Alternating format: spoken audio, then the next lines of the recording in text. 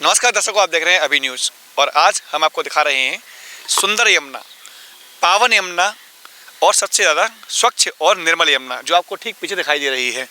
लेकिन क्या आप जानते हैं कि इस समय इस यमुना का क्या हाल हो रहा है? और यदि आपको नहीं पता तो एक बार फिर से हम आपको दिखाने के लिए लेकर आए हैं माँ यमुना के इसी पावन तट पर, मथुरा के भगवान श्री कृष्ण जन्मभूमि के इस यमुना किनारे पर, जहाँ पर हम आपको दिखा रहे हैं कि प्रशासनिक अनदेखी और अधिकारियों की लापरवाही के चलते यमुना में पिछले लगभग 15 से 20 दिनों से गंदे नाले का पानी जा रहा है। और ये संगम कहीं और नहीं, ये संगम हो रहा है बिल्कुल ठीक मसानी जो सीवेज ट्रीटमेंट प्लांट बनाया है उससे निकलने वाले इस नाले के रूप में बिल्कुल माँ यमुना के इस पावन तट पर भगवान श्री कृष्ण जन्म स्थान यानी कि मामा कंस के किले के जरा सी आगे अब आपको दिखा रहा हूँ ये दृश्य जो आप देख सकते हैं कि ये पूरा नाला जो है ये आ रहा है और ओवरफ्लो होकर सीधा यमुना में समा रहा है। सैकड़ों और लाखों श्रद्धालु इस समय माघ मास और इस त्योहारों के जो समय होता है, कहा जाता है पौष मास में, माघ माह में जो दर्शन करने के लिए आते हैं श्रद्धालु, वो यमुना में स्नान करते हैं, आचमन करते हैं यमुना के इस पावन जल का। शायद उनको पता भी नहीं होता कि जिस जल से वो आचमन कर रहे हैं, जिस जल के अंदर वो यमुना में स्नान कर रहे हैं, वो बिल्कुल प्रदूषित और गंदे नालों का जल है। इन सभी चीज़ों को लेकर लगातार अपनी शिकायतें करते रहते हैं, प्रशासनिक अधिकारियों के कानों तक माँ यमुना की दुर्दशा की बात पहुंचाते रहते हैं। ऐसे ही सुप्रीम कोर्ट में, हाई कोर्ट में ऑर्डर लगा करके उनसे अपील करते रहने वाले समाजसेवी, प्रमुख समाजसेवी हिंदूवादी नेता गोपी चंद्र चतुर्वेदी मेरे साथ इस समय मौजूद हैं। आज हम जानेंगे उनसे फिर से एक बार माँ यमुना की दुर्दशा का, इस हाल का आखिर जिम्मेदार कौन है। स्वागत है आपका अभी न्यूज़ में। बड़ा कष्ट का विषय है जो आप देख रहे हैं। हम लोगों ने 85 से आंदोलन किए, कार्ड सेवा की, पर माननीय MC मेहता जो सुप्रीम कोर्ट के वरिष्ठ अधिवक्ता हैं, उनके माध्यम से इलाहाबाद उच्च न्यायालय PL की, सुप्रीम कोर्ट में एक याचिका, उसमें जो पार्टी बने, NGT में 2 बार याचिकाएँ की और वो माननीय हाईकोर्ट की याचिका तो अब भी चल रही है। खैर, तो 1 जनवरी 2000 को ये था कि वास्तव में मथुरा बनाने के सब नाले बंद हो गए थे। 19 नाले मथुरा के, 18 हैं, लेकिन वो 10 साल का प्लान था। ये था कि 11 से दूसरा प्लान चालू हो जाएगा 25 साल। किन्हीं राजनीतिक कारणों से चालू नहीं हुआ। उमा जी जैसे ही नमामि गंगे की मंत्री बनी, हम उनसे दिल्ली में मिले, आग्रह किया कि आप मथुरा की स्थिति देखिए, वृंदावन और मथुरा में क्या स्थिति हो रही है। वो हमारे साथ मथुरा ही, सब मथुरा के नाले दिखाए, वृंदावन के दिखाए। उनने मीटिंग की, अधिकारियों को आदेश दिए। फिर ये था कि बिना राज्य सरकार की NOC के यहाँ काम नहीं हो सकता है। तो वो अखिलेश यादव जी उससे मुख्य, उनसे भी मिली, भाई NOC दे दी। खैर वो नहीं हुआ, लेकिन ये सारी बातें पुरानी हो चुकी हैं, उन बातों को दोहराने से अब कोई फायदा नहीं है। फायदा ये उसका बैकग्राउंड है कि जब योगी जी आए जी, तब ये विषय सामने रखे गए कि भाई ये यदि क्यों पूरे उत्तर प्रदेश में कल यमुना में मथुरा वृंदावन को लिया गया, नमामि गंगे में, तो उनके सामने रखा गया कि ये योजना आगे बढ़ाइए, क्यों लाखों श्रद्धालु यमुनोत्री का मथुरा ही आता है। बिल्कुल, यमुना ही के नाम पे मथुरा ही आता है और मथुरा में अधिकांश गंदा पानी मथुरा वृंदावन में यमुना में जा रहा है।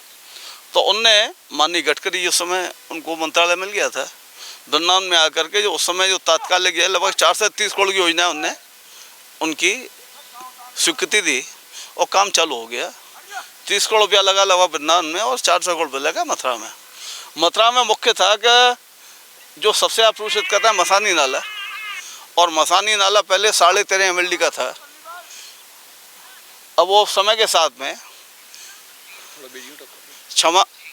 क्षमता जो है बढ़ती गई, तो 35 MLD का प्लान किया गया मसानी, और एक नया जो है बनाया गया SPS जयसिंहपुरा में 2 MLD का जी।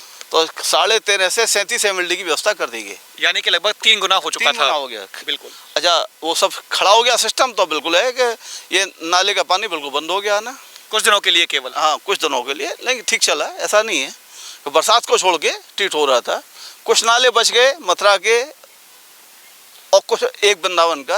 वो अब जो है माननीय हेमा मालिनी के माध्यम से शेखावत जी से हम लोग मिले, अब मीटिंग हुई, वो स्वीकृत हो गए 400 करोड़ जी। खैर वो टेंडर चल रहा है, लेकिन अब सिस्टम ये है कि यदि केवल सीवर का पानी आएगा तो पंप स्टेशन पंप कर देंगे जी। और यदि इसमें बरसात का या नहर का पानी आएगा तो पंप नहीं कर सकते, क्यों? उसकी क्षमता नहीं है। लेकिन इस समय पर ना तो बरसात है और ना ही इस समय पर कहीं से ऐसा पानी आ रहा है। मैं इसलिए निवेदन कर रहा हूँ कि 20 दिन हो गए जी।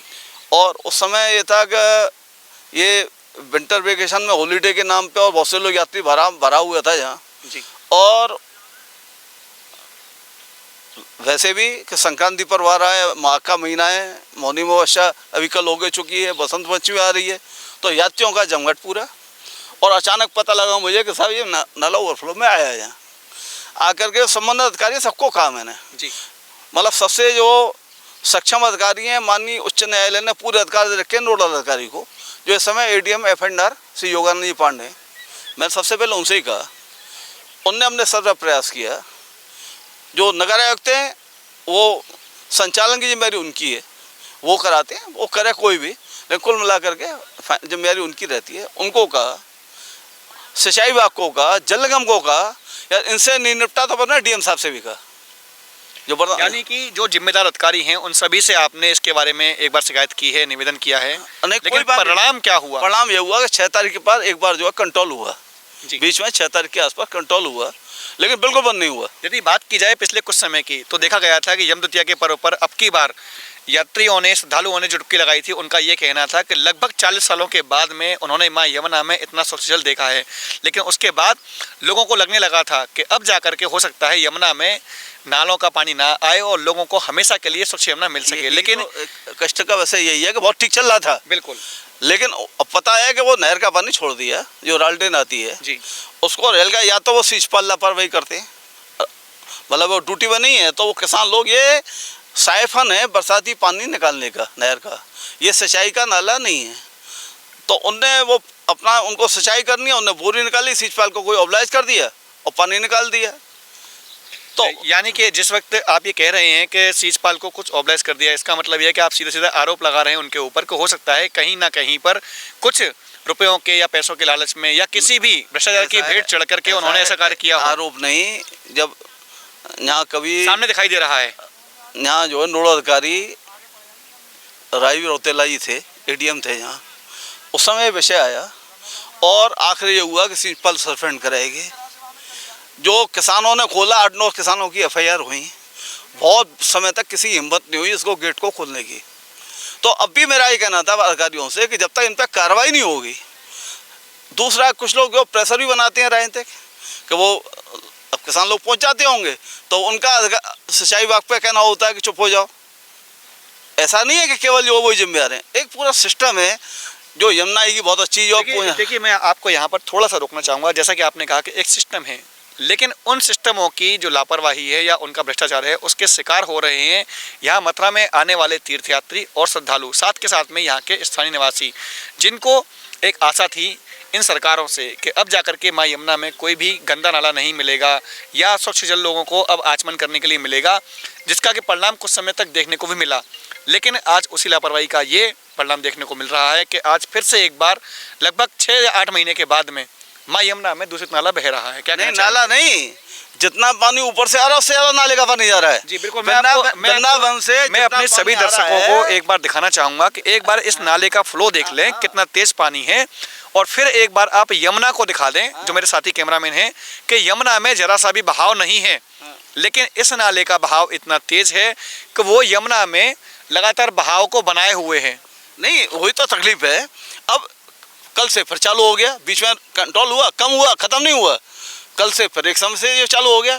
तो कल सुबह मैंने फिर एडीएम जो एफएनआर हैं नोडल उनको कहा, फिर मैंने और अपर आगरा के जो एक्सीएन है बच्चन सिंह जी, उनको कहा कि भाई देखिए रोकिए, फिर सत्यानाश हो रहा है, मौनी अमावस्या का दिन है, उनको कहा, नगर आयुक्त को भी सूचना प्रेषित कर दी। तो ये सबको करने के बाद में जल निगम के लोग हैं, उनको भी एक्शन को जो है आरपी सिंह हैं वो जो पीएम, उनको भी कहा। तो ये सबको कहने के बाद में परिणाम शून्य, मतलब जितना पानी पंप हो रहा है से दूर से ज्यादा आ रहा है, जितना पंप हो रहा है आपने देखा है मौके पे। तो ये यदि ये जो है सिस्टम, अच्छा कोई बरसात नहीं हुई है, कहीं से कोई जो है आफत नहीं आई है, केवल आपकी लापरवाही का परिणाम है कि यमुना की दुर्गति है। यदि आप वहाँ से पानी रोकते हैं तो एक बूंद पानी नहीं आएगा। तो आप जो है आगे आपको ना भावना का ख्याल है, यदि यात्री ये देखें, श्रद्धालु देखें, यहाँ के लोकल आदमी देखें, इस यमुना का आचमन कर रहे हैं, ये असली यमुना ये है, इसमें हम स्नान कर रहे हैं, तो आदमी की आत्मा चित्कार। और हमारे जो माननीय नेता बैठे हैं केंद्र में प्रांत, उनकी बहुत अच्छी भावना है, लेकिन उनको धोखा दे रहे हैं। मैं एक बात कहना चाहूँगा कि हमारे जो इस वक्त के वर्तमान विधायक हैं श्रीकांत शर्मा जी, उन्होंने भी कहा था कि इस साल में यानी कि 2022 में ऐसा कार्य कर दिया जाएगा कि एक बूंद भी गंदा पानी यमुना के अंदर नहीं जाएगा। क्या कहना चाहेंगे उनके बारे में भी? अब मैं उनके बारे में पूछेगा, उनसे पूछिए। अब ये 23 है जी, 22 नहीं 23 है आज जो है 23 है, और ये सामने उनका दावा 22 का था, इसलिए मैंने 22 कहा। अब ये दावा जिनने किया उनसे पूछिए, मेरा तो सामने प्रत्यक्ष है, वो देखिए। और यदि उस समय भी मैंने कहा था, यदि आपने पूछा हो कि 4 नाले अभी ऐसे हैं जिनका योजना पास ही नहीं हुई है, अब वो पास होगी, टेंडर प्रक्रिया चालू है, तो अब ये कौन क्या कहते हैं उनके। लेकिन निश्चित रूप से माननीय मोदी जी, माननीय योगी बहुत अच्छी श्रद्धा भावना है, ये उनको भी गुमराह कर रहे हैं, उनको भी माननीय उच्च न्यायालय को धोखा, माननीय उच्चतम न्यायालय को धोखा, एनजीटी को धोखा, मुख्यमंत्री को धोखा, माननीय प्रधानमंत्री को धोखा। जिम्मेदार ये लोग हैं जो कि इसको जिनकी अच्छा हमके पानी नहर का पानी रोकने कौन सी आफत आ रही है। हम ये कहते हैं कि वर्षा है कुछ भी, तो आप नहर का पानी क्यों नहीं रोक रहे हैं जी? अच्छा केमिकल उसमें ये ही नहीं है, ये नाले में ये नहीं है, पूरा केमिकल है। हम जानते हैं कागजों पे जो पोल्यूशन कंट्रोल बोर्ड के रुके हुए हैं फैक्ट्री के आउटलेट, लेकिन वो केमिकल भी इसमें आ रहा है। जो कितना जो कचरा जो इकट्ठा रहता है, ये आपने दीवार देखी है, शाम को छोड़ दिया जाता है। नहीं, ये जो दीवार के पीछे क्या ही मिलता है, जो कचरा इकट्ठा रहता है, पानी का फ्लो बढ़ के आएगा, वो सब कचरा उड़ करके फिर यमुना में आ गया। अच्छा यहाँ क्या होता है कि आपको विश्राम घाट आगे जो है गंदगी तैरती कम दिखेगी, क्योंकि गंदगी जाते थे बैठ जाएगी, लेकिन बदबू थोड़ी जाएगी। आज आप कहीं भी जाइए, जहाँ में आसमान लेंगे वहाँ बदबू मार रही है। अच्छा नीचे आप देखें तो रेती नहीं निकलेगी, यमुना पर छोड़ दीजिए, इस पर जहाँ निकलेगी वहाँ ये कीचड़ निकलेगी, तो निश्चित रूप से बड़ा कष्ट का है। देखिए मैं इसलिए कहता हूँ इनके भी यदि इस आत्मा है, ये उसका वेतन भी ले रहे हैं, ये कोई एहसान नहीं कर रहे हैं, वेतन भी ले रहे हैं। और कुल मिलाकर के जनभावना की यदि आप ख्याल करें, मान लो छोड़ दो ऊपर के आदेशों को, तो ये क्या यदि आदमी ये देखे कितना दुखी हो गया। मैं यहाँ पर इस विषय को विराम देना चाहूँगा, लेकिन उससे पहले मैं आज एक बार फिर कह दूँ कि जिस प्रकार से इन्होंने कहा है इनकी आत्मा आज आहत हैं, शायद यहाँ पर आने वाले किसी भी तीर्थयात्री, किसी भी ऐसे व्यक्ति को जो माँ यमुना में आस्था रखता है, उसकी भी भावनाएं आहत हो जाएंगी, क्योंकि दृश्य ही ऐसा है। यमुना में सीधा नाले समा रहे हैं और उसी जल का पान मथुरा के स्थानीय निवासी के साथ साथ जो आने वाले तीर्थयात्री हैं, श्रद्धालु हैं, जिन्हें कि पता भी नहीं है कि उनको किस प्रकार से अधिकारियों की लापरवाही के द्वारा माँ यमुना के दूषित जल का पान करना पड़ रहा है। फिलहाल के लिए इतना ही। मैं अपने सहयोगी पवन आनंद के साथ गोपाल चतुर्वेदी, अभी news. KD medical college hospital and research centre, जहां एक की छत के नीचे ब्रजवासियों को मिलेगा संपूर्ण रोगों का इलाज, वो भी रियायती दरों पर। अत्याधुनिक सुविधाओं से लैस operation theatre, MRI, CT scan, colour doppler, ultrasound, digital xray, echo, सभी प्रकार की खून और पेशाब की जांचें, न्यूरो से संबंधित रीढ़ की हड्डी व दिमाग के ऑपरेशन, ब्लड प्रेशर व पेट से संबंधित सभी रोगों का इलाज, ब्लड बैंक, डायलिसिस व एम्बुलेंस की सुविधाएं, इमरजेंसी सेवाएं 24 घंटे उपलब्ध। OPD सुबह 9 बजे से लेकर 4 बजे तक। KD medical college hospital and research centre.